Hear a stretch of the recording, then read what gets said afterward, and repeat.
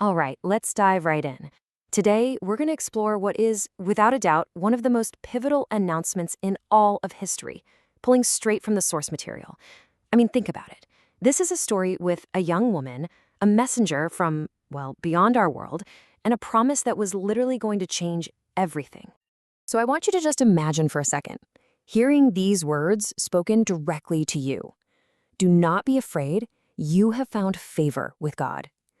I mean, wow, those words would land with some serious weight, right? You'd know instantly that your life was never going to be the same. This right here is the spark that ignites the entire story. So, let's set the scene. We're talking about a small town, Nazareth, way back around 5 BC. And our main character here is a young woman named Mary, and as the source tells it, she's about to get some news that, well, it completely defies all logic, all the laws of nature as we know them.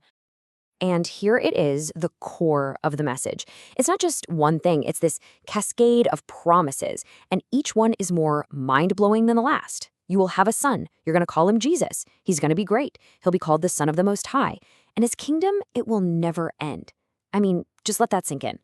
So the big question is, what on earth does all of that actually mean? Okay, so let's tackle that first huge promise head on. The angel says he will be great. But what does that even mean? What does great really encompass in this context? It's a pretty big word. And what's so fascinating is that the source material doesn't just leave you hanging with that word. Nope. It actually gives us this incredible multi-layered definition. It breaks down this whole idea of greatness into 6 very specific, very distinct aspects. And look at this breakdown, it is so comprehensive. His greatness isn't just about raw power or something. It starts with his name, Yeshua, which means God saves. It's in his lineage, being called the Son of the Most High. It's in his kingdom, which unlike every earthly empire is eternal. But then it gets really practical, you know? It's in his teachings, which just blew people away. It's in his works, having power over nature, sickness, even death. And then maybe the biggest one of all, his life. The source makes a really key point here. He was the only teacher in history who 100% lived out every single thing he taught, perfectly. Okay, so you've just been hit with this absolutely overwhelming prophecy.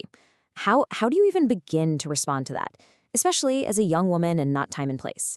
Well, her reaction is for sure one of the most analyzed moments in this whole story. She doesn't freak out. She doesn't run away. She doesn't just dismiss it as crazy. She asks a really sincere, really practical question. And notice, it's not a question of if this will happen, but a question of how. How will this be? It's a subtle but massive difference. And this is where the source material gives us this brilliant comparison. See, just 6 months before this, a priest named Zechariah got similar news. His question, how can I be sure of this? See the difference? That's a question dripping with doubt. He's asking for a sign, for proof. And what happens? He gets struck mute. But Mary's question, how will this be? It's coming from a totally different place. It's rooted in faith. She's not asking for proof. She's asking for directions. She's trying to understand her role in all this. So the angel's answer basically points to a divine method, something totally outside the laws of nature. The conception will happen through the Holy Spirit. And according to the source, there's a really profound theological reason for this. For this child to be able to save humanity, he couldn't have the same fallen human nature that gets passed down from generation to generation. He had to be set apart, totally holy, right from the very beginning. And this is her response. I am the Lord's servant. May your word to me be fulfilled. Just, wow.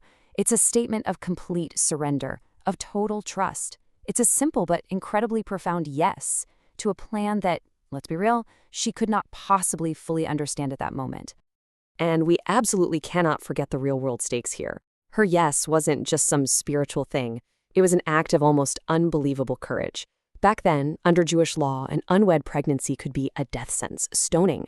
So when she said yes, she was literally putting her life on the line, trusting completely that God would protect her. But Mary's story doesn't stop there. She doesn't just say yes and then sit around and wait. Nope. The angel gave her one more piece of information, one more detail, and it kicks her into action immediately. So let's just quickly trace the timeline here to see how this all unfolds. First, the angel appears to Zechariah. Then, 6 months later, the angel appears to Mary. And in that conversation, the angel gives her this piece of news to back things up. Her older cousin Elizabeth, the one everyone thought was barren, is already 6 months pregnant. It's another miracle, and Mary's response to all of this incredible, life-altering news, she immediately packs up and goes to help her cousin. And the source really zeroes in on this as a defining moment for her character. I mean, think about it. She hears a relative is in need, and her instant gut reaction is to go and serve. This is a teenager, remember, who's just found out she's pregnant herself under these insane, miraculous, and frankly dangerous circumstances. Yet she takes on this hard, multi-day journey in haste. It's just incredible. The woman who was just told she would be the mother of God immediately turns around and acts like a humble servant. That says everything, doesn't it? So this journey sets up what is just a really powerful, really climactic meeting. You've got these two women, each carrying a miracle child, about to come face to face. Okay, so after days on the road, Mary finally arrives at the house in the hills of Judea. She walks in and just offers a simple, humble greeting to Elizabeth, but the response she gets back, oh, it is anything but simple. The second the sound of Mary's voice hits Elizabeth's ears, something miraculous happens. Elizabeth is filled with the Holy Spirit, and she feels the baby inside her, the future John the Baptist, literally leap for joy. It's not a thought process, it's this spontaneous spiritual recognition of who just walked in the door. And then comes this absolutely incredible proclamation. Elizabeth, totally guided by the Spirit, becomes the very first human being to recognize what's going on. She calls Mary the mother of my Lord. Think about that. No one else knows. This wasn't a lucky guess or a logical conclusion. The source is clear. This was a pure divine revelation. And the source draws a really direct line here. The logic is Elizabeth is filled with the Spirit, and the immediate, automatic result of that is she praises and recognizes Mary's unique role.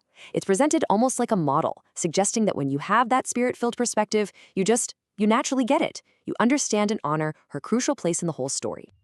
So Mary stays and serves her cousin for a full 3 months, right up until Elizabeth is about to give birth.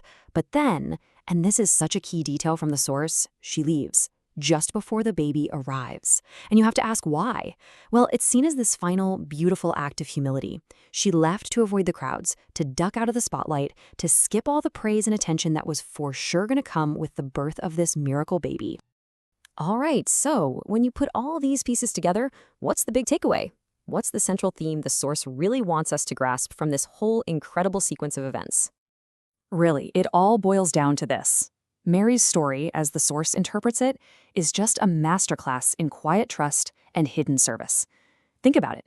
She gets the most profound, world-changing news a person could ever receive, and what does she do? She doesn't go look for a spotlight. She doesn't try to make some grand announcement. Her first move is to turn outward and go serve somebody else in need, quietly, humbly. And all of this leaves us with a final, really powerful question to think about. The source frames Mary's humility not as some kind of weakness, but as her greatest strength. It was the very thing that made all of this possible. So it really makes you ask yourself, what does it mean in our own lives to trust a divine plan that we just can't fully explain or understand?